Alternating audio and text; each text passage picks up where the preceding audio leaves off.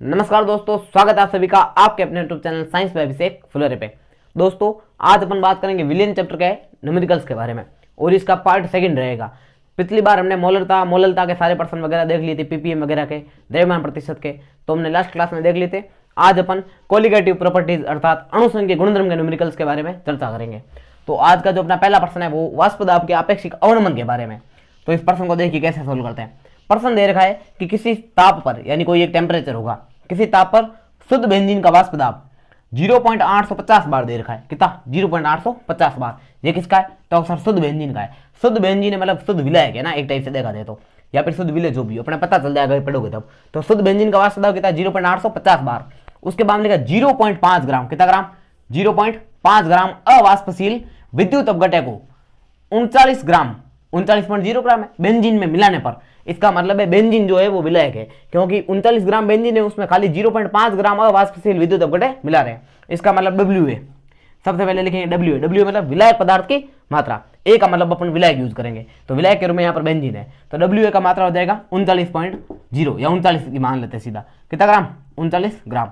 उसके बाद में विलय कितना है? 0.5, तो इसको डब्ल्यू बी बोलते हैं, यानी विलय पदार्थ की मात्रा कितनी है? 0.5 ग्राम। ठीक है। और इसमें इसका वाष्प दाब भी दे रखा, वो भी शुद्ध बेंजीन का है। शुद्ध को हमेशा पी ए नोट से लेते हैं, आपको पढ़ा रखा है। ए मतलब विलायक और नोट का मतलब शुद्ध, तो पी ए नोट का मान दे रखा है 0.850 बार। कितना बार? 0.850 बार। उसके बाद में मिलाया जाता है, यानी ये जब आप 0.5 ग्राम अवाष्पशील विद्युत अपघटय को 39.0 ग्राम बेंजीन में मिलाओगे या घोलोगे, तो प्राप्त विलियन, यानी जो विलियन बनेगा उसका वाष्प दाब 0.845 बार हो जाता है। यानी जो पी है, पी मतलब विलायक का वाष्प दाब, या फिर आप इसको विलियन का मान सकते हो, क्योंकि अवाष्पशील है, इसकी वाष्प वैसे भी बढ़ेगी नहीं, तो वाष्प जो मतलब वाष्प दाब होगा वो विलायक के कारण नहीं होगा, इसलिए इसको विलियन का बोलो या विलायक का बोलो कोई फर्क नहीं है। तो ये विलियन का कब है? जब इसमें अवाष्पशील विलय मिला दिए गए, उसके बाद की कंडीशन है। तो बाद में इसका वाष्प दाब होता है 0.845 बार। पहले कितना था? 0.850 बार। अब कितना हो गया? 0.845। इसका मतलब वाष्प दाब में कमी हुई है, इसी को बोलते हैं वाष्प दाब का अपेक्षिक अवनमन या वाष्प दाब में अवनमन। ठीक है। तो आपको इसमें पूछा है कि अवाष्पशील ठोस जो आपने मिलाया है उसका मोलर द्रव्यमान ज्ञात करो। तो ये सभी में जितने भी अणुसंघीय गुणधर्म है, लास्ट में सभी में मोलर द्रव्यमान ज्ञात किया जाता है। तो इसका फॉर्मूला अपन देख लेते हैं पहले। सबसे पहले तो इसका खुद का फॉर्मूला देख लेते हैं। वाष्प दाब का अपेक्षिक अवनमन का फॉर्मूला क्या था? तो वो ये फॉर्मूला था कि P A note minus P A बटे में क्या था? P A note. ठीक है, ये उसका फॉर्मूला होता है। P A note minus P A बटे में पी ए नोट बराबर होता है N2 बटे N1, या फिर जो भी है ना, अपन ऐसे लिख सकते हैं डब्ल्यू बी बटे में एम बी गुणा में एम ए बटे में डब्ल्यू ए। ये इसका फॉर्मूला होता है। अपने को पूछा है विलय का मोलर द्रव्यमान, यानी ये, तो इसको अपन इधर भेज देंगे और इस पूरे को बटे में भेज देंगे। तो अपने एम बी का फॉर्मूला बनेगा एम बी बराबर डब्ल्यू बी बटे में ये पूरा आ जाएगा पी ए नोट माइनस का पी ए बटे में क्या हो जाएगा? P A note. ठीक है, और गुणा में इधर होगा एम ए बटे में हो जाएगा डब्ल्यू ए। ठीक है, ए को पहले कैपिटल कर सकते हो, एम ए बटे में डब्ल्यू ए। अब इसमें मान रखने पड़ेंगे। तो सबसे पहले देखो डब्ल्यू बी मतलब विलय पदार्थ की मात्रा 0.5, तो यहाँ पर आप रखोगे 0.5 ग्राम। ठीक है, बटे में P A note minus P A, P A note का मान 0.850 बार, 0.850 माइनस का पी ए मतलब नया वाष्प दाब क्या है वो है, तो 0.845 हो जाएगा।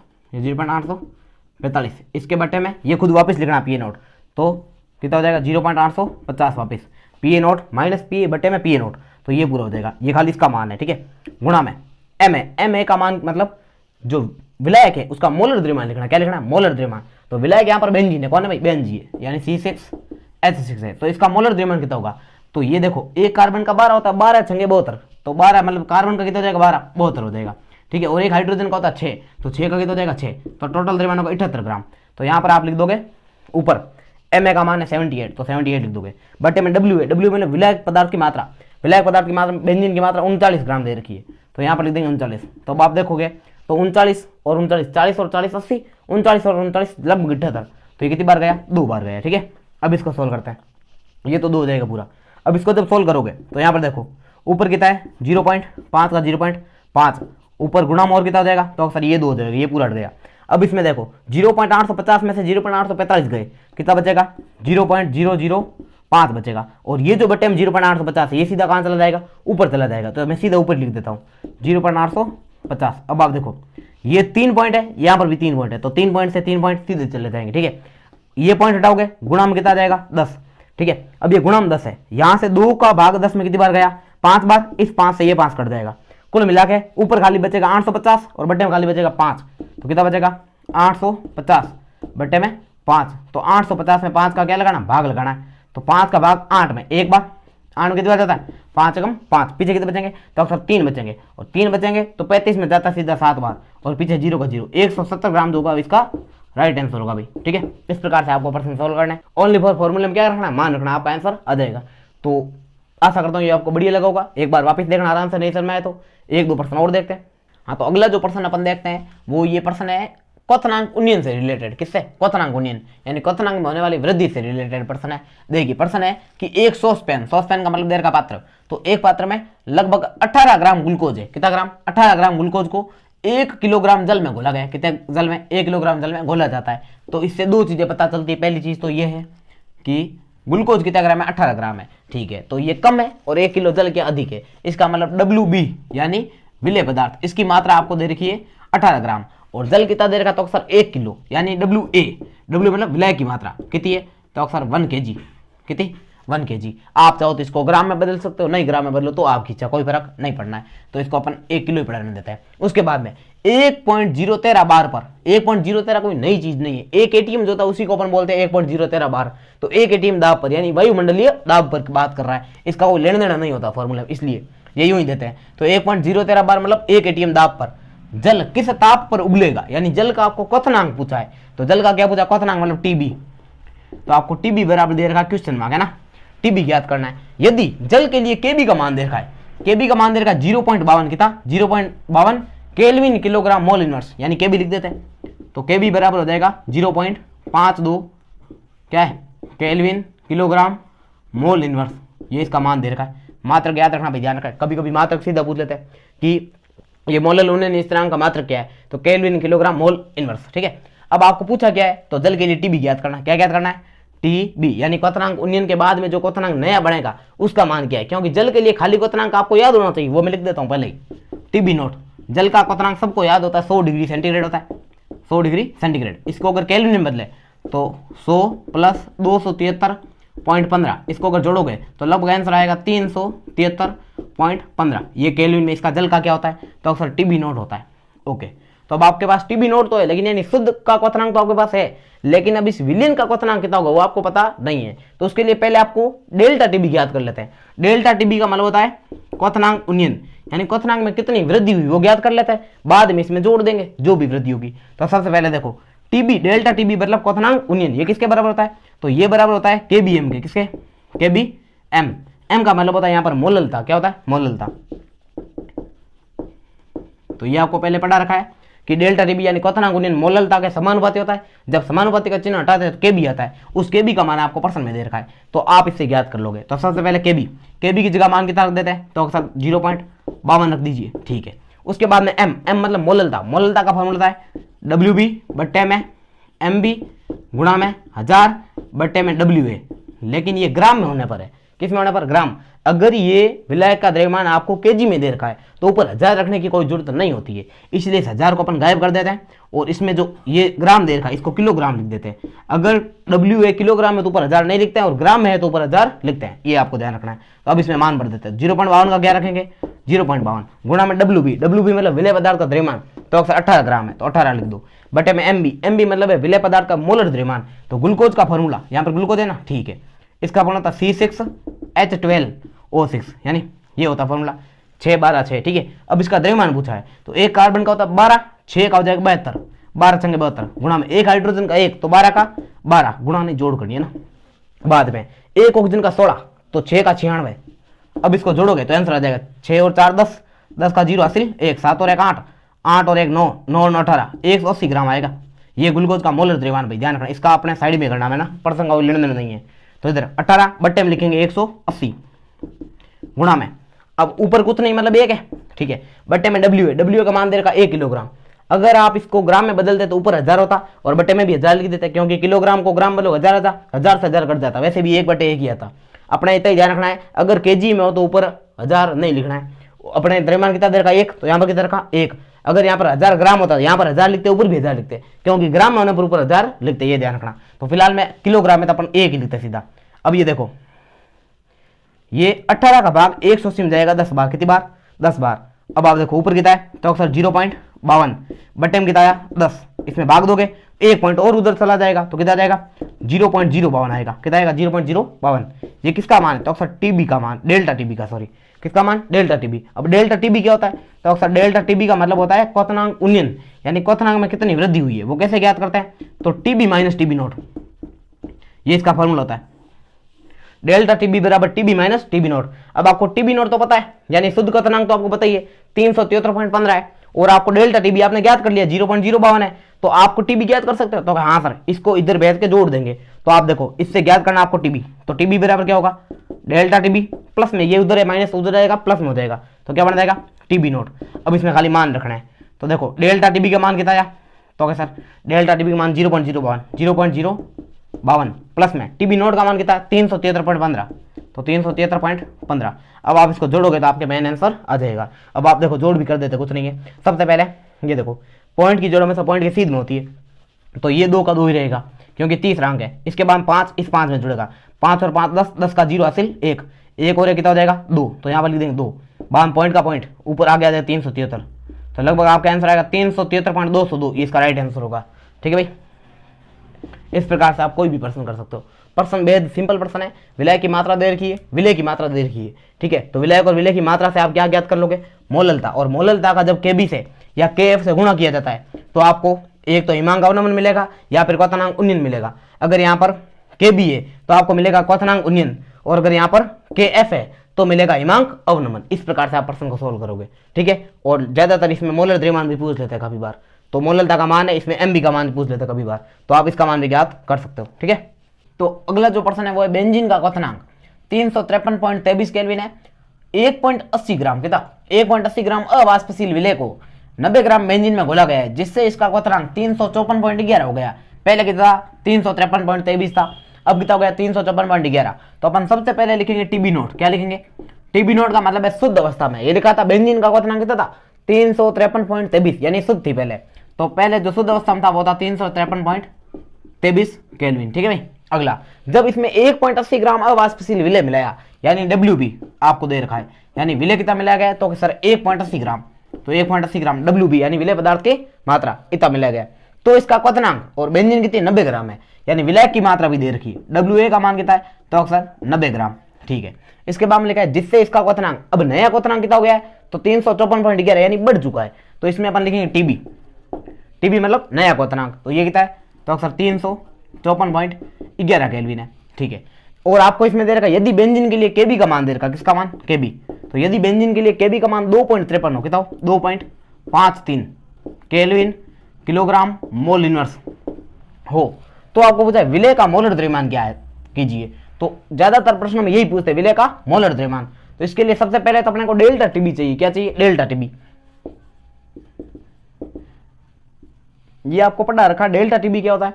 तो अक्सर डेल्टा टीबी आपको पढ़ाया था क्वथनांक का जो उन्नयन है उसी को बोलते हैं डेल्टा टीबी। तो उन्नयन यानी वृद्धि कितनी हुई? तो पहले कितना था 353.23, अब कितना हो गया? तो अक्सर 354.11। तो इनको अगर अंतर ले लेंगे तो वृद्धि प्राप्त हो जाएगी, यानी इसमें से इसको घटा दीजिए। तो 354.11 माइनस 353.23, ठीक है। ये 353.23 जब इसको घटाओगे तो आपका आंसर लगभग 0.88 आएगा। कितना आएगा? 0.88। तो ये जो केल्विन का है, केल्विन लो सेंटीग्रेड लो कोई फर्क नहीं पड़ना, ठीक है। यहाँ पर अंतर हमेशा वही आएगा जो आपको यहाँ पर राशि दे रखी है, ठीक है, जिसमें आप तो अंतर ले सकते हो। अंतर में कोई भी मात्रा का फर्क नहीं पड़ता, ठीक है। तो यहाँ पर लिखो डेल्टा टीबी। डेल्टा टीबी का मान कितना है? 0.88। लेकिन आपको पूछा तो विलय का मोलर द्रव्यमान, ये क्यों ज्ञात किया? क्योंकि आपको पढ़ा रखा है फॉर्मूला रटो तो बढ़िया है, वरना इससे आप फॉर्मूला ज्ञात भी कर सकते हैं ना। क्या था? Delta TB. ये जो है वो विलयन की मोलरता का क्या होता है भाई? समानुपाती होता है। मोलरता नहीं, सॉरी मोललता है ना, स्मॉल एम, इसके होता है समानुपाती। और जब ये समानुपाती का चिन्ह हटाते हैं तो आपको पता है डेल्टा टीबी बराबर हो जाता है केबीएम। क्या हो जाता है? केबीएम। केबी का मात्र आपको मान दे रखा है प्रश्न में ना, ये रहा। अब आपको एम यानी मोललता का फॉर्मूला लिखना है। मोललता आपको पढ़ा रखी है कि डेल्टा टीबी बराबर क्या होता है? केबी गुणा मोललता होती है WB बट्टे में MB, यानी विलय पदार्थ का मोलर द्रव्यमान, ये विलय पदार्थ का द्रव्यमान बटे विलय का मोलर द्रव्यमान गुणा में 1000 बटे WA, 1000 बटे WA। WA किस में होना चाहिए? ग्राम में होना चाहिए, ठीक है। इसमें WA ग्राम में वैसे भी दे रखा है 90 ग्राम। अब आपको करना कुछ नहीं, MB का मान पूछा है, विलय पदार्थ का मोलर द्रव्यमान ज्ञात कीजिए। तो इसको इधर भेज देंगे डेल्टा टीबी को बट्टे में। तो फॉर्मूला क्या बनेगा? MB बराबर एम बी बराबर हो जाएगा के बी ऊपर है, ठीक है, गुणा में डब्ल्यू बी ऊपर है और 1000 भी कहा है ऊपर, बटे में एम बी इधर आ जाएगा, बटे में क्या आ जाएगा तो सर डेल्टा टी बी आ जाएगा, तो डेल्टा टी बी गुणा में क्या है डब्ल्यू है। ये फॉर्मूला आप चाहो तो सीधा याद रखो है ना भाई, लेकिन सीधा याद रखते हैं तो काफी बार दिक्कत हो जाती है, उल्टा सीधा लिख देते हैं। इससे तो आप ये याद रखो है ना कि डेल्टा टी बी मोलरता का क्या होता है समानुपाती, और अगर क्वेश्चन ये तो union है हिमांक अवनमन हो उसमें भी डेल्टा टी एफ क्या करना है मोलरता के समानुपाती, और फॉर्मूला याद रखना मोलरता का। यहाँ पर अगर क्वेश्चनांक union है तो के बी आएगा, हिमांक अवनमन है तो के एफ आएगा, इतना फर्क रहेगा, बाकी पूरा फॉर्मूला कॉमन होगा सेम टू सेम। अगर यही फॉर्मूला अगर उसमें लिखते हैं हिमांक अवनमन में तो यहाँ पर डेल्टा टी एफ आता, अब इसमें मान भर देते हैं। तो देखो इधर मैं लिख देता हूँ ना इधर कि एम बी बराबर, ये आपको ज्ञात करना है के बी का मान दे रखा है कितना, ये रहा 2.53, तो कितना लिखोगे 2.53 गुणा में डब्ल्यू बी का मान आपको दे रखा है 1.80, ये 1.80, ठीक है, गुणा में 1000 का 1000 बटे में। एक और बात इंपॉर्टेंट ध्यान रखना, डब्ल्यू बी का मान अगर ग्राम में दे रखा हो तो ही ऊपर 1000 लिखना है, वरना 1000 नहीं लिखना है, और ज्यादातर प्रश्नों में ग्राम में ही दे रखा होता है, जैसे यहाँ पर 90 दे रखा है, तो यहाँ पर डेल्टा टीबी का मान कितना है तो सर 0.88, तो 0.88 गुणा में डब्ल्यू है, डब्ल्यू का मान कितना है 90, तो यहाँ पर कितना लिख दोगे 90। अब इसको सोल्व करना है, तो सबसे पहले देखो ये अगर पॉइंट हटाया जाए तो गुणा में कितना आएंगे तो सर 100 आ जाएंगे, ठीक है, और ये 2 पॉइंट है, ये 2 पॉइंट सीधे हटा सकते हो क्योंकि ये 2 पॉइंट हटाओ बटे में 100 और ये 2 पॉइंट हटाओ ऊपर 100, तो 100 से 100 कट जाएंगे, सीधे पॉइंट हटा देते हैं, ठीक है। अब यहाँ पर कितना बचेगा तो सर 253 बटे में 88, इसको सीधा लिख देता हूँ, ये 253 हो जाएगा और ये हो जाएगा 88, इस जीरो का कोई लेना देना नहीं है। अब देखो अभी जैसे ही पॉइंट हटाए ये तो हटाया बटे में कितना गए 100, अब देखो ये 1 2 3 1 2 3 3 जीरो से 3 जीरो सीधे गए, अब ये पॉइंट हट चुका है, इसका वो लेना देना नहीं है। तो अब देखो 9 का भाग 18 में जाता है 2 बार, 18 में 2 बार, पीछे जीरो का जीरो 20 हो जाएगा। अब आपको 253 और 88 को काटना है, किसको 253 और 88, तो लगभग आंसर ये है कि 253 गुणा ऊपर कितना बचा तो सर 20 बचा, 253 गुणा 20 बटे में कितना तो सर 88। एक काम करते हैं 88 को इसको काट देते हैं ना 11 से, 11 का भाग इसमें चला जाता है, इसमें भी जाएगा, तो 11 का भाग इसमें गया लगभग 8 बार, इसमें 11 भाग देखो 25 में जाता 2 बार, 25 में कितनी बार तो सर 2 बार, ठीक है, पीछे बचेंगे 3 क्योंकि 11 दूने 22 होता है, पीछे 3 बचेंगे 33 हो जाएगा, और 33 में सीधा जाता 3 बार, तो ये पूरा कट रहा है ना, ऊपर आएगा 23 बटे में आएगा 11, तो 23, और इसको काट सकते हो आप 8 को 20 से, 8 में किसका भाग लगाए तो अक्सर 2 का लगा दो, 8 में 4 का लगा देते हैं, 4 का भाग कितनी बार जाएगा तो अक्सर 2 बार, और 20 में 4 का 5 बार, ठीक है, 20 में 4 का 5 बार। अब ऊपर बचेगा 5 और 23, 23 और 5 को गुणा करते हैं, 5 गुणा 3 15, 15 का 5 हासिल 1, 5 गुणा 2 10, 10 और 1 11, तो ऊपर आएगा 111 बटे में आ जाएगा 2, 111 115 सॉरी ना 115 बटे 2, 115 लगभग 100 अगर 14 हो तो आंसर कितना था तो अक्सर 57 आता, 115 है तो 57.5 है ना, 57.5, या फिर आप लगभग इसको 58 लिख सकते हो, किताब में शायद 58 लिखा है, तो यहाँ पर आंसर इसका 58 ग्राम हो जाएगा भाई, ठीक है। इस प्रकार आप विलेय पदार्थ का मोलर द्रव्यमान ज्ञात कर सकते हो। आशा करता हूँ ये आपको बढ़िया लग रहा होगा। 1-2 प्रश्न और देखते हैं भाई। हाँ तो अगला प्रश्न देखिए, ये प्रश्न भी बहुत बेहतरीन प्रश्न और पेपर में आने लायक प्रश्न है ना भाई। देखिए कैसा प्रश्न है, बढ़िया इंपॉर्टेंट प्रश्न है कि 45 ग्राम एथिलीन ग्लाइकोल को 600 ग्राम जल में मिलाया गया है। छोटा सा प्रश्न है ना, दिखता छोटा, बढ़िया प्रश्न है। 45 ग्राम एथिलीन ग्लाइकोल को 600 ग्राम जल में मिलाया गया है, तो विलीन का हिमांक अवनमन ज्ञात करो। तो सबसे पहले तो आपको ध्यान रखना एथिलीन ग्लाइकोल दे रखा है, इसका फॉर्मूला आपको अभी थोड़ी देर पहले ही पढ़ाया था, तो एक बार वापस लिख देते हैं। एथिलीन ग्लाइकोल यानी ये इस प्रकार से CH2OH CH2OH, इसको बोलते हैं एथिलीन ग्लाइकोल। अपने शॉर्ट फॉर्मूला याद रखना C2H6O2, इसको बोलते हैं एथिलीन ग्लाइकोल। इसका द्रव्यमान याद रखना 62 होता है, कितना होता है 62। तो अक्सर कैसा है एक बार ज्ञात कर लेते हैं। एक कार्बन का 12, 2 का 24, तो 2 का कितना हो जाएगा तो अक्सर 24, 6 का ये 6, 24 और 6 कितना हो जाएगा 30, 30 और 1 ऑक्सीजन का 16, 2 का 32, 30 और 32 हो जाएंगे 62, ठीक है भाई, ये आपको ध्यान रखना है। अब आपको प्रश्न में सबसे पहले तो आपको एक दे रखा 45 ग्राम यानी WB, विलय पदार्थ की मात्रा दे रखी है 45 ग्राम, ठीक है। विलायक यानी WA, विलायक की मात्रा आपको दे रखी है 600 ग्राम, कितने ग्राम 600 ग्राम जल में मिलाया गया। तो आपको पूछा विलीन का हिमांक ज्ञात करो। अब खाली 2 चीजें दी है, पूछा गया विलीन का हिमांक, एक और चीज आपको दे रखी है हिमांक अवनमन, है ना, हिमांक अवनमन पूछा है। कुछ नहीं, अपन दोनों ज्ञात कर लेंगे, हिमांक भी ज्ञात कर लेंगे, हिमांक अवनमन भी ज्ञात कर लेंगे। केफ दे रखा है, क्या दे रखा है केफ। तो आपके दिमाग में आना चाहिए हिमांक अवनमन को पहले किससे दर्शाते हैं। सबसे पहले वही चीज लिखनी है जो दे रखी है और ज्ञात करनी है। तो ज्ञात क्या करना है तो अक्सर डेल्टा TF ज्ञात करना है। हिमांक अवनमन को डेल्टा TF से दर्शाते हैं। तो क्या हाँ एक फॉर्मूला याद आ रहा है कि डेल्टा TF समानुपाती M और डेल्टा TF बराबर KFM, ऐसा फॉर्मूला हमने बचपन में पढ़ रखा थोड़ी देर पहले ना। तो अक्सर हाँ ऐसा फॉर्मूला आपने पढ़ा है, अभी केबी वाले में भी बोला था कि KF कर दोगे तो डेल्टा TF बन जाएगा। तो ये फॉर्मूला आपको यूज करना है। M का मान आपको पता होता है क्या होता है, तो M बराबर आपको पढ़ा रखा है KF का KF होगा गुणा में WB बट्टे में MB गुणा में 1000 बट्टे में लिखना W। तो सर सबका मान पता है अपने को, ये सारे लिखे हुए पड़े, KF का मान भी पता है, तो इससे आपको डेल्टा TF ज्ञात हो जाएगा। ठीक है, तो सबसे इधर मान रख देते अपन कि डेल्टा TF बराबर क्या रखोगे, KF का मान 1.86 गुणा में M का मान क्या रखोगे, तो अक्सर M की जगह WB का मतलब ये अच्छा M का M है ना, ये मान धरा हुआ है ना, तो इसका मान कितना रखोगे 45 बटे में MB का मान अभी ज्ञात किया था 62 आता, कितना था 62 गुणा में 1000 का, तो अक्सर 1000 लिख देंगे बटे में W का मान 600 दे रखा, कितना दे रखा है 600। अब आपको इसको सोल्व करना पड़ेगा, तो अक्सर करते हैं और क्या करें। देखो सबसे पहले तो ये 2 पॉइंट हटाए, बटे में कितने 0, तो अक्सर 2 0।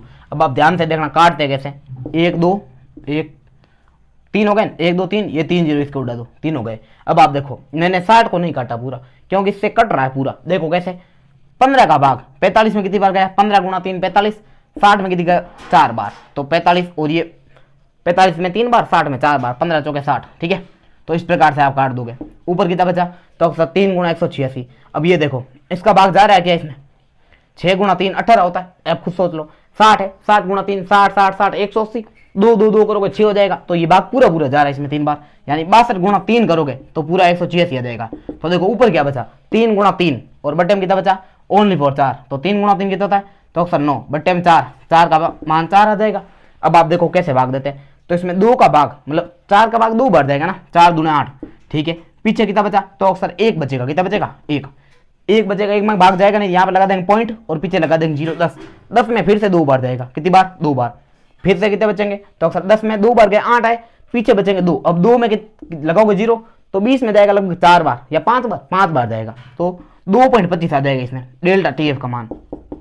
ये आपके प्रश्न का उत्तर होगा, डेल्टा TF बराबर कितना आएगा, तो अक्सर 2.25, इसका राइट आंसर होगा 2.25 केल्विन लिख सकते हो आप, पीछे पहले सेंटीग्रेड लिखोगे तो भी गलत नहीं होगा। ठीक है, इसमें दोनों वैलिड है, अंतर में केल्विन हो सेंटीग्रेड हो बराबर अंतर ही आता है।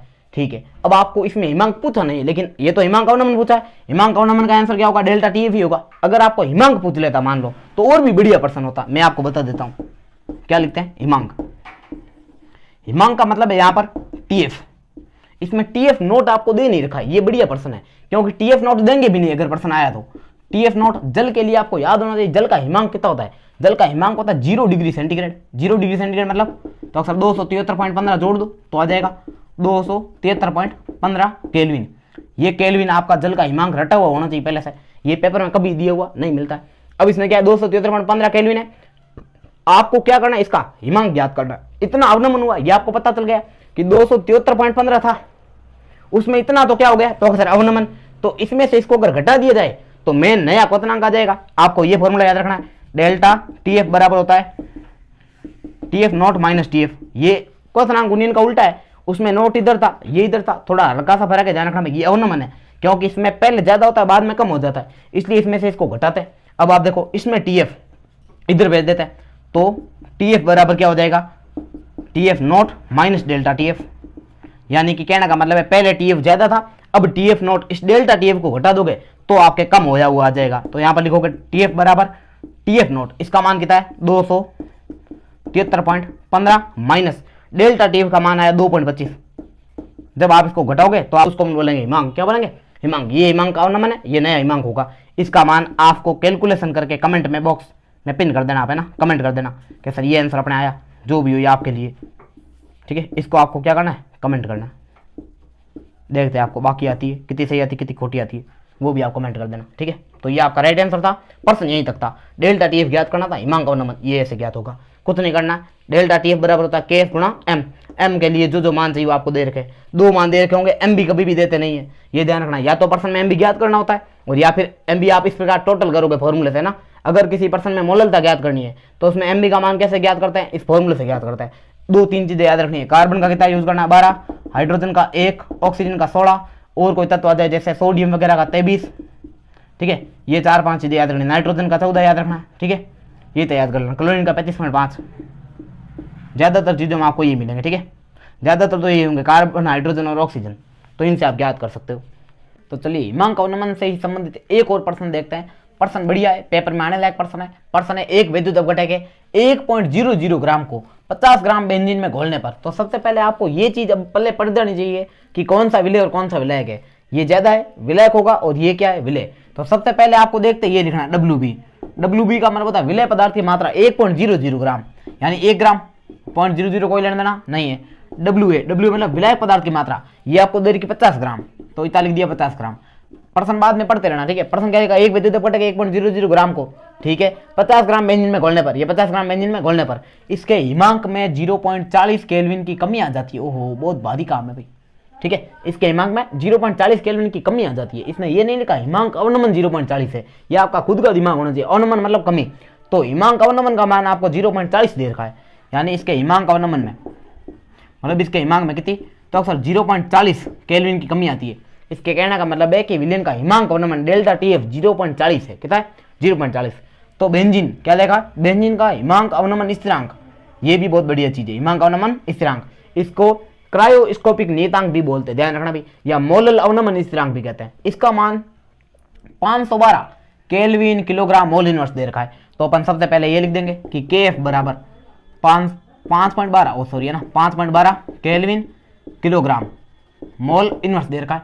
तो विलय का मोलर द्रव्यमान ज्ञात करो। इससे सिंपल, अब वो क्या ही प्रश्न बनाएगा। तो सबसे पहले देखो, खाली फॉर्मूला याद रखना था, मैंने बोला मेन फॉर्मूला याद रहे, बढ़िया बात है, वरना आप शॉर्ट में ये याद रख सकते हो कि डेल्टा TF समानुपाती M, स्मॉल m मतलब मोललता, ध्यान रखना भाई, ये क्या है, तो अक्सर मोललता, ठीक है, ये आपको याद रखना। अब इसमें करना क्या है, तो डेल्टा TF, ये डेल्टा TF बराबर लिखना है KFM, क्या लिखना है, KF गुणा M। अब इसमें मान रखना है, M का मान याद होना चाहिए। M बराबर क्या होता है, तो अक्सर KF गुणा ये डेल्टा TF। KF M बराबर क्या था, तो अक्सर WB बट्टे MB गुणा 1000 बट्टे में WA, ठीक है। अब आपको पूछेगा हमेशा MB, या तो MB ज्ञात करना होगा या MB दिया गया होगा, और MB दिया गया तो ये ज्ञात करना होगा, और अगर ये दिया गया तो MB ज्ञात करना। तो MB को इधर भेज दो, डेल्टा TF को बट्टे में MB ज्ञात करना, विलय का मोलर द्रव्यमान ये रहा है ना, ठीक है। तो क्या लिखोगे, KF डॉट WB गुणा में 1000, ये आप गुणा लिख सकते हो, डॉट लिखो गुणा लिखो कोई फर्क नहीं है, बट्टे में डेल्टा TF इधर दे दो, ये डेल्टा TF, और गुणा में क्या होगा, तो अक्सर W है। अब सबका मान है, ठीक है। अब अपन सोल्व करते हैं, तो MB बराबर क्या होगा, KF का मान दे रखा 5.12, ये 5.12 गुणा में WB के मान 1 ग्राम, ये 1 गुणा में 1000 का 1000 बट्टे में डेल्टा TF का मान ये रहा 0.40, तो 0.40 गुणा में WA मतलब विलायक पदार्थ की मात्रा कितनी है, तो अक्सर 50 ग्राम, तो ये लिख दिया 50। अब आप देखो, ये 2 पॉइंट से ये 2 पॉइंट गए, क्योंकि ये 2 पॉइंट बट्टे में सोएंगे, ये 2 पॉइंट ऊपर सोएंगे, 100 से 100 कट जाएंगे, तो 2 पॉइंट से 2 पॉइंट सीधे हटा दो, यानी पॉइंट गया सीधा, इस पॉइंट के साफ कर देना। अगर बराबर पॉइंट तो सीधा हटा देना, ठीक है। अब इस 0 का कोई लेना देना नहीं, आगे 0 कोई फर्क नहीं पड़ता है। अब आप देखो, ये 1 2 गए, 2 0 से 2 0 गए, अब 5 है और ऊपर 10 है, 5 का 10 में भाग तो अक्सर 2 बार जाता है, कितनी बार, 2 बार, और इस 2 को 4 से काट दें, ठीक है, 2 का भाग 4 में भी 2 बार, तो ऊपर बचेगा 512, ये 512 बट्टे में खाली 2, 512 का आधा होता है 256, कितना होता है 256, ये आपका आंसर होगा भाई, ठीक है। MB ज्ञात करना है, पीछे ग्राम लगा दो, ये MB ग्राम में आएगा, ठीक है, ये आपका राइट आंसर होगा। इस प्रकार से आप किसी भी भारी से भारी प्रश्न को कर सकते हो, और ये आपको फॉर्मूले इस प्रकार से बनाना आना चाहिए। ये मैं नहीं कहता कि ये पूरा याद करो, बढ़िया बात है याद रहे तो, वरना आपको सीधा ये तो याद रख सकते हो ना, शॉर्ट फॉर्मूला है, और मोललता का फॉर्मूला बाद में आप पढ़ देना, ठीक है। इस प्रकार आप सोल्व कर सकते हो। हाँ, तो अगला जो प्रश्न है वो प्रश्न है अपने परासरण दाब से रिलेटेड, क्योंकि अपन ने 3 अणुसंख्यक गुणधर्म उड़ा दिए हैं, अब ये चौथा अणुसंख्यक गुणधर्म का प्रश्न है। तो इसमें देखो, प्रश्न है कि एक प्रोटीन के 200 सेंटीमीटर क्यूब, पहले चीज आपको ये क्लियर कर लेनी है कि 200 सेंटीमीटर क्यूब का मतलब होता है ml, 1 ml बराबर 1 सेंटीमीटर क्यूब, ध्यान रखना। तो सेंटीमीटर क्यूब लिखो, ml लिखो, कोई फर्क नहीं है, ये ध्यान रखना। तो क्या लिखा है कि विलयन के एक प्रोटीन के 200 सेंटीमीटर क्यूब जलीय विलयन में 1.26 ग्राम प्रोटीन है, प्रोटीन खाली 1.26 ग्राम है, विलयन कितना दे रखा, तो अक्सर 200 ml दे रखा है। तो सबसे पहले लिख देंगे V का मतलब क्या है, विलयन का आयतन को V से दर्शाता है, कितना दे रखा, 200 सेंटीमीटर क्यूब, या फिर आप चाहो तो इसको क्या लिख सकते हो, तो अक्सर 200 ml लिख सकते हैं, ठीक है, क्योंकि सेंटीमीटर क्यूब लिखो ml लिखो कोई फर्क नहीं है।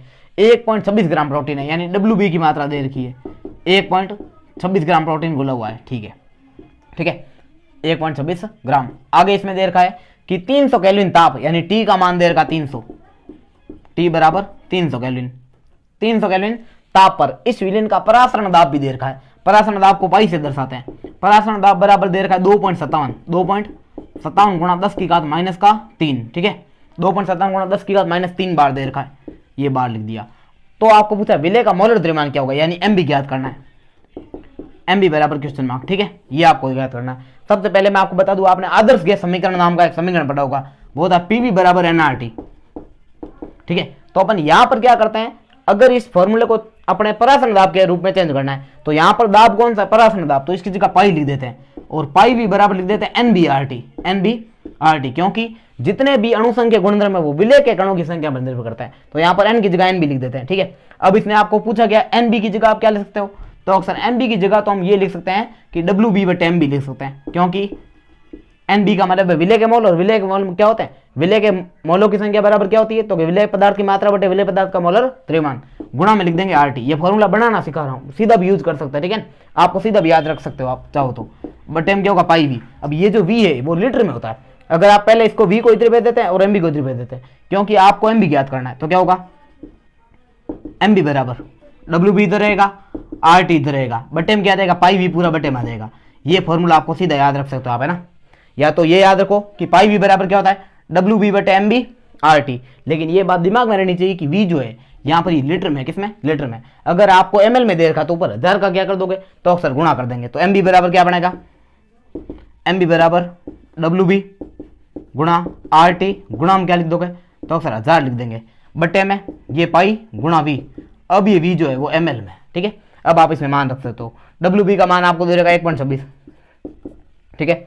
आर का मान आपको यहां पर, अगर ये जो दाब है वो बार में दे रखा हो तो आर का मान 0.083 यूज करते हैं, 0.083। अगर आर का मान यहां पर ये जो दाब का मान है वो 80 में होता तो इसका मान आपको यूज करना 0.0821, ठीक है, वरना 0.083, ये ध्यान रखना। ये कब यूज करना है, 80 में होने पर, और ये जो है वो कब यूज करना है, बार में होने पर, ठीक है। गुणा में टी का मान आपको दे रखा, ये आर का मान है, टी का मान दे रखा 300, ये 300, गुणा में 1000 का क्या लिख दोगे, तो अक्सर 1000, बट्टे में अब ये जो मान है पाई, पाई का मान आपको दे रखा है लगभग इस परसेंट में, ये रहा 2.57 गुणा 10 की घात माइनस का 3 दे रखा है, ठीक है। और वी का मान, वी का मान आपने अभी लिखा था 200 ml, ये 200 पल्ले पड़ा भाई, ये ऊपर 1000 क्यों लिखा है, क्योंकि ये वी अपने ml में लिया, अगर लीटर में लेते हो तो फिर ऊपर 1000 का गुणा नहीं करना है। अब आप इसको जब सोल्व करोगे तो आपके आंसर लगभग 61,022 इसका आंसर आएगा, ठीक है। ये ग्राम में एमबी का मान होगा, क्योंकि ये कैलकुलेशन थोड़ी भारी है, तो आप इसको ट्राई करना, हो जाए तो बढ़िया बात है, वरना ये पर्सन जो है आपको सीधा सीधा कोशिश करना भाई रट के ही जाओ, है ना, क्योंकि अगर आया और सेम आ गया तो फिर आप ये कैलकुलेशन नहीं कर पाओगे। हालांकि मान वगैरह इतना आप रख के इतना सोल्व करते हो तो लगभग 2 में से 1.5 नंबर की तो गारंटी है, और ये मान अगर आप याद करके चले जाते हो 2 में से 2 नंबर भी आ सकते हैं, या 1.5 नंबर का पर्सन है 1.5 नंबर आ जाएंगे, ठीक है। तो ये इस प्रकार से आप याद रखना, इसका 61,022 आंसर आएगा, ठीक है, सोल्व करना इसको। हाँ, तो इस प्रकार हमने चारों प्रकार के अणुसंख्यक गुणधर्म के सारे प्रश्न देख लिए। अब कुछ एक संपराश्री प्रकार का एक बढ़िया प्रश्न बनता है संपराश्री विलयन का, उसको चेक करते हैं। बढ़िया प्रश्न है कि यूरिया का 10% डब्ल्यू बटे वी विलयन, यूरिया का 10% डब्ल्यू बटे वी विलयन एक अज्ञात विलय के, यानी कोई अज्ञात विलय उसके 5% डब्ल्यू बटे वी के साथ संपराश्री है, तो अज्ञात विलय का मोलर द्रव्यमान क्या होगा। बढ़िया प्रश्न, इसमें कुछ नहीं दे रखा और सब कुछ दे रखा है, ठीक है। तो सबसे पहले संपराश्री का मतलब आपको बता देता हूं, ऐसे दो विलयन जिनका परासरण दाब समान हो, पाई 1 बराबर पाई 2, मान लो दो विलयन है जिनका परासरण दाब क्या सेम, तो उसको बोलते हैं संपराश्री विलयन। अब पाई बराबर होता CRT, तो अक्सर कैसे, एक बार वापस बता देता हूं आपको, थोड़ी देर पहले पढ़ा हमने कि पाई वी बराबर हमने लिखा था NBRT, क्या लिखा था, तो अक्सर हाँ NBRT लिखा था। अब आप देखो इसमें तो पाई बराबर ऐसे लिख सकता हूं मैं कि NB बटे में VRT, तो आंसर इस V को बटे में भेज सकते हैं। अब ये विलय के मोल बटे विलयन का आयतन, आप इसको C लिख सकते हो, यानी सांद्रता मोल प्रति लीटर, ये आपने मोलरता पढ़ी होगी, तो आप इसको M लिख सकते हो या फिर आप लिख सकते हो C। तो MRT बोलो या CRT बोलो, दोनों में कोई फर्क नहीं है, ज्यादातर बुक्स में आपको CRT लिखा मिलेगा, MRT लिखो तो और भी सही, क्योंकि मोलरता ही होती है, विलय के मोल बटे विलयन का आयतन। तो आप इस पाई की जगह क्या लिख सकते हो, तो सर CRT लिख सकते हैं। कैसे, ये इस प्रकार से, V को इधर बटे में भेजो तो NB बटे V बराबर क्या लिख सकते हैं, C। तो आप यहाँ पर लिख सकते हो M1 और यहाँ पर लिख सकते हो M2, M लिखो C लिखो कोई फर्क नहीं है। M मतलब मोलरता और C का मतलब सांद्रता, जो है वो मोलरता के पदों में सांद्रता है, ठीक है, C का मतलब सांद्रता है, और मोलरता एक प्रकार की सांद्रता ही होती है, ठीक है। तो इसको मैं मिटा देता हूँ फिलहाल में। तो ये आपको ध्यान रखना है कि यहाँ पर इसकी जगह मैं M1 लिख सकता हूँ और इसकी जगह क्या लिख सकता हूँ, M2। इसके कहने का मतलब है इनकी सांद्रता भी क्या होगी, बराबर, या फिर कहीं पे आपको इसकी जगह C1 लिखा हो मिले और इसकी जगह C2 लिखा हो मिले तो भी कोई फर्क नहीं है। यानी इसके कहने का मतलब है M1 बटे M2। M1 का मतलब क्या है, तो अक्सर ये भी आपको बताया था कि NB बटे में V, इधर भी क्या लिख सकते हैं NB बटे में V। तो अक्सर फर्क क्या होगा, ये 1 है और ये 2 मान लो, या इसको V डैश मान लो, ठीक है। अब इसमें देखो इसमें डैश क्यों लगा है, NB बटे V, इधर होगा NB डैश बटे V डैश, यानी ये पहले विलेन के लिए, ये दूसरे विलेन के लिए।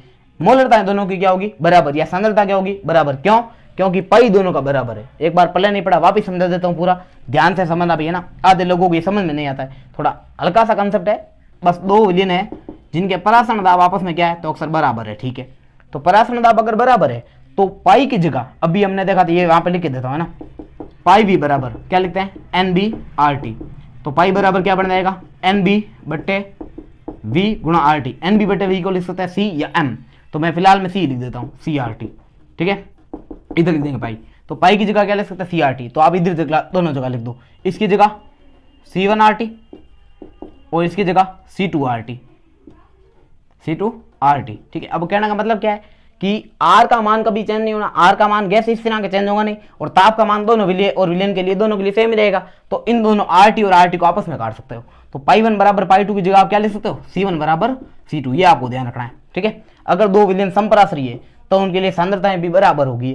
अब इसमें सांद्रता को कैसे लिख सकते हैं, तो अक्सर NB बटे V, जो हमने वहां पर यूज किया था, इधर भी क्या लिखोगे NB बटे में V। तो अक्सर फर्क क्या होगा, ये 1 के लिए है और ये किसके लिए, 2 के लिए मान लो। अब इसमें NB को क्या लिख सकते हैं, तो अक्सर NB को WB बटे MB लिख सकते हैं, तो आप ऐसे लिख दो WB बटे में MB गुणा में V बटे में रहेगा ही, ठीक है।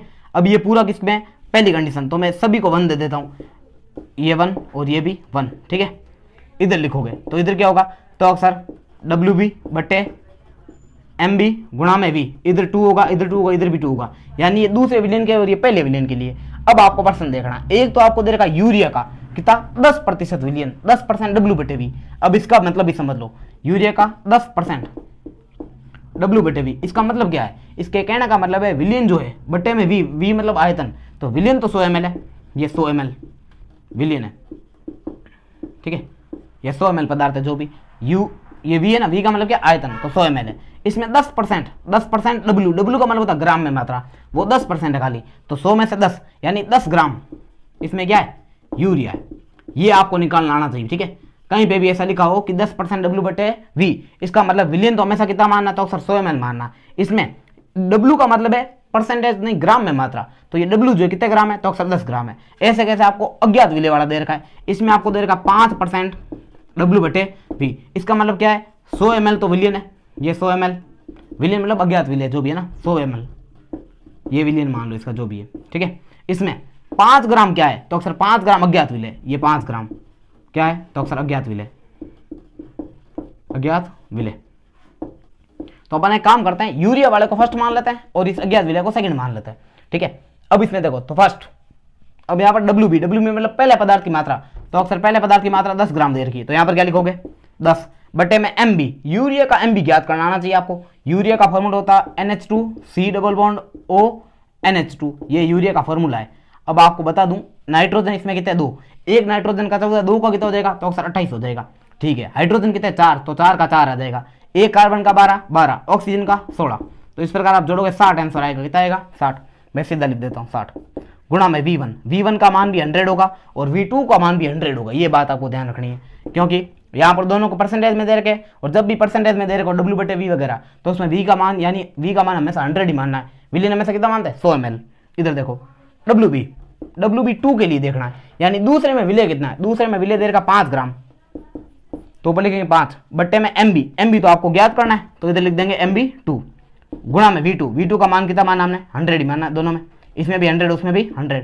तो अब देखो 100 से 100 कट जाएगा, नहीं पता चले कैसे, तो 100 को इधर भेजो गुणा में आएगा और ये 100 से 100 कट जाएगा। अब आप देखो तो MB2 को इधर भेज दूँ, ठीक है सर, ये MB2 इधर आ जाएगा। अब देखो ये 60 है, इधर जाएगा तो गुणा में हो जाएगा, तो ऊपर कितना बचेगा 5, गुणा में कितना जाएगा 60, और ये 10 आ जाएगा बट्टे में, तो बट्टे में आ जाएगा 10, 0 से 0 गया, 6 पंजे 30, तो इसमें आ जाएगा 30 ग्राम, ये ध्यान रखना। तो MB2 यानी कि जो विलेय पदार्थ अज्ञात पदार्थ, उसका जो मोलर द्रव्यमान कितना होगा 30 ग्राम होगा, कुछ नहीं था। इसका सिंपल कंसेप्ट यही है कि दो रासायनिक दाब अगर बराबर हो उनकी सांद्रता भी बराबर होगी। सांद्रता को आप NB बटे V लिख सकते हो। NB को क्या लिखा, WB बटे MB। इधर सारे 1 वाले, उधर साले 2 वाले, साले मतलब सारे है ना, साले तो कैसे लाएंगे आप, तो ये आपको ध्यान रखना है। इधर सारे 1 वाले होंगे, उधर सारे 2 वाले होंगे। अब इसमें ये वाला कंसेप्ट थोड़ा सा ध्यान रखना, पाई भी बराबर होता है NRT, इसको चेंज करना आना चाहिए। पाई भी बराबर क्या होता है NRT, और V को इधर बटे में भेज दोगे तो NB बटे V को अपन लिख दे CRT, या कहीं पे MRT लिखा हो मिले तो भी गलत नहीं है। और ये आपको परसेंट से ज्ञात करना बहुत इंपॉर्टेंट चीज है। 10% W बटे V का मतलब है 10 ग्राम है, W का मतलब क्या है ग्राम 10, और बटे V कितना है 100 ml। इसमें 5 ग्राम है और V कितना है 100 ml। ये ध्यान रखना, 5 ग्राम अज्ञात विलय 100 ग्राम विलयन, इसमें 10 ग्राम यूरिया 100 ml विलयन, ये ध्यान रखना, ठीक है भाई। एक और बढ़िया प्रश्न देखते हैं जिसमें आपको विलयन का घनत्व दिया हुआ होता है। ऐसा प्रश्न आपने कहीं पे जरूर देखा होगा, है ना, और ऐसे प्रश्न काफी बार पेपर में भी आते हैं, और ये शायद प्रीवियस ईयर का पेपर का प्रश्न है किसी पेपर का, तो आपको ध्यान रखना है इस प्रकार के प्रश्नों में आपको एक संबंध याद रखना पड़ेगा, वो ये होता है कि घनत्व बराबर द्रव्यमान बटे आयतन। हालांकि ये बहुत सिंपल फॉर्मूला है, लेकिन पेपर में याद भी नहीं आता और काफी लोग इसको यूज भी नहीं करते और प्रश्न छूट जाता है। द्रव्यमान बटे में क्या होता है आयतन, ये आपको ध्यान रखना है। तो इसका यूज करके पेपर में प्रश्न को हल करना होता है। तो प्रश्न देखिए, प्रश्न है कि 5.5 ग्राम ऑक्जेलिक अम्ल को जल में घोलकर लगभग 250 ml विलयन बनाया गया। कितना ml 250 ml विलयन बनाया गया। विलयन में ऑक्जेलिक अम्ल की द्रव्यमान प्रतिशतता ज्ञात करो। क्या ज्ञात करो, द्रव्यमान प्रतिशतता। तो पहले मैं आपको द्रव्यमान प्रतिशत का फॉर्मूला बता देता हूं कि द्रव्यमान प्रतिशत बराबर क्या होता है, या इसको आप शॉर्ट में परसेंटेज W बटे W लिख सकते हो। द्रव्यमान प्रतिशत बराबर होता है घटक का द्रव्यमान, घटक का द्रव्यमान बटे में विलयन का द्रव्यमान, या विलयन का कुल द्रव्यमान, विलयन का कुल द्रव्यमान, ठीक है, गुणा में लिखते हैं 100। गुणा में कितना लिखते हैं तो अक्सर 100%। अब आप देखोगे तो आपको इसमें घटक का द्रव्यमान मतलब जिसका ज्ञात करना है, ऑक्जेलिक अम्ल की द्रव्यमान प्रतिशत आपको ज्ञात करने की पूछी, ऑक्जेलिक अम्ल का द्रव्यमान प्रतिशत ज्ञात करो, और ऑक्जेलिक अम्ल की मात्रा आपको दे रखी है, यानी घटक का द्रव्यमान तो आपके पास है ही, या घटक की मात्रा बटे विलयन की कुल मात्रा ऐसे भी लिख सकते हो। वो कितनी है 5.5 ग्राम है, लेकिन विलयन का द्रव्यमान नहीं दे रखा होगा। जब भी घनत्व का मान दे रखा है इसका मतलब कुछ न कुछ तो इसमें गड़बड़ है, या तो आपको द्रव्यमान का मान दे रखा होगा या आपको आयतन का मान दे रखा होगा, और इसे घनत्व आपको ज्ञात करना पड़ेगा। या फिर घनत्व आपको दे रखा है तो इसमें एक चीज का मान दे देगा, द्रव्यमान का दे देगा या आयतन का। इसमें आयतन का मान दे रखा है और लिखा नहीं आयतन है, आपको पता चलना चाहिए कि ml में आयतन को मापते हैं। तो विलयन का आयतन आपको दे रखा है 250 ml, तो सबसे पहले लिख देता है गिवन, यानी क्या क्या दिया गया है। तो सबसे पहले एक आपको दे रखा है WB मेरा विलय पदार्थ की मात्रा कितनी है, तो अक्सर 5.5 ग्राम, या फिर आप इसको घटक का द्रव्यमान भी बोल सकते हो 5.5 ग्राम। एक दे रखा V का मतलब विलयन का आयतन कितना दे रखा है, तो अक्सर 250 ml दे रखा है, 250 ml, ठीक है। और एक आपको दे रखा विलयन का घनत्व, वेरी वेरी इंपॉर्टेंट, घनत्व का मतलब D बराबर आपको दे रखा है 1.1 ग्राम, कितना 1.1 ग्राम प्रति ml, या फिर आप इसको ग्राम इनवर्स मतलब ml इनवर्स लिख सकते हो ना, ग्राम ml इनवर्स लिख सकते हो, ठीक है। अब आपको ज्ञात क्या करना है, तो आपको विलयन का कुल द्रव्यमान चाहिए। विलयन का क्या चाहिए, कुल द्रव्यमान। आपको घनत्व दे रखा है और आयतन दे रखा है, तो आप द्रव्यमान ज्ञात कर सकते हो। देखो इससे क्या ज्ञात करेंगे, घनत्व D बराबर क्या होता है, तो अक्सर D घनत्व किससे दर्शाते हैं D से, द्रव्यमान को M से और आयतन को V से, तो M बराबर बन जाएगा dV। क्या बन जाएगा dV। तो इससे आपको पहले D और V का गुणा करके M ज्ञात करना पड़ेगा, विलयन का कुल द्रव्यमान। तो पहले मैं M ज्ञात कर लेता हूँ, M बराबर हो जाएगा D गुणा V। D का मान कितना है 1.1 गुणा V का मान 250, जी 250, पॉइंट हटाओगे बटे में कितना जाएगा 10, 1 0 से 1 0 चला जाएगा, 25 गुणा 11, 25 गुणा 10 250 होता है, 250 में एक बार और 25 जोड़ दो 275, कितना 275 आ जाएगा। तो M का मान आ गया 275 ग्राम, ठीक है। अब आप इस प्रश्न को हल कर सकते हो। तो M का मान यूज करना है, घटक का द्रव्यमान कितना है, तो अक्सर 5.5। अब मैं लिख देता हूँ परसेंटेज W/W, किसका, ऑक्जेलिक अम्ल का, ऑफ ऑक्जेलिक एसिड, ठीक है। कैसे यूज करोगे, तो ये ऑक्जेलिक है, ये एसिड है। अब इसमें लेना घटक का द्रव्यमान, घटक का द्रव्यमान कितना है 5.5 बटे विलयन का कुल द्रव्यमान। विलयन का कुल द्रव्यमान आपने ज्ञात कर लिया है। हो सकता है इसमें आपको विलय और विलय का अलग अलग द्रव्यमान दे रखा हो, तो विलयन का कुल द्रव्यमान विलय और विलय के द्रव्यमान को जोड़कर ज्ञात करता है। इसमें आयतन और घनत्व दे रखा है, तो उनको गुणा करके द्रव्यमान ज्ञात किया है, ठीक है। जैसा प्रश्न आपको मिले उसके अनुसार काम करना है। तो इसमें विलयन का द्रव्यमान कितना है 275, तो इधर कितना लिखोगे 275, ठीक है। अब इसको हल करना है, गुणा में क्या लिखना है, तो अक्सर 100, ये गुणा में 100। अब देखो पॉइंट हटाओगे, गुणा में कितना जाएगा 10, 1 0 से 1 0 कट जाएगा। अब इसमें 5 का भाग लगा दो, तो 5 का भाग 10 में कितनी बार जाता है, पहले आप देखो इसको, लगभग ये 5 गुणा 10 इसको गुणा कर देते हैं, तो ये 55 गुणा 10 हो जाएगा 550 बट्टे में 275। आप देखोगे लगभग इसका दुगुना है, चेक कर लो भले, या आप इसको आधा आधा करके काट दो भले। 25 का भाग लगाते सीधा, किसका? 25 का। 25 का 50 में जाएगा 2 बार, कितनी बार? 2 बार, ठीक है। पीछे कितना बचेगा? तो अक्सर 5 बचेगा, 5 में फिर से कितनी बार? 2 बार। इसमें 25 का भाग लगाओ, 25 का भाग 27 में, तो अक्सर 25 है कम 25, ठीक है। पीछे कितने बचे? तो अक्सर 2, 25 में कितनी बार जाएगा? 1 बार। 11, 11, 22, कितनी बार? 2 बार। ये इसका राइट आंसर होगा। ये क्या है? 2%। 2% इसका क्या होगा? आंसर होगा, ठीक है, क्योंकि गुणा 100 अपने पहले लिख चुका था, तो यहाँ पर कितना आएगा? 2%। इस प्रकार से आप घनत्व वाला प्रश्न भी कर सकते हो। तो घनत्व वाला में एक संबंध ध्यान रखना, द्रव्यमान बटे आयतन। या तो आपको द्रव्यमान और घनत्व दे रखा होगा तो आपको आयतन ज्ञात करना होगा, आयतन और घनत्व दे रखा है तो द्रव्यमान ज्ञात करना होगा। आशा करता हूँ आपको बढ़िया लगा होगा वीडियो।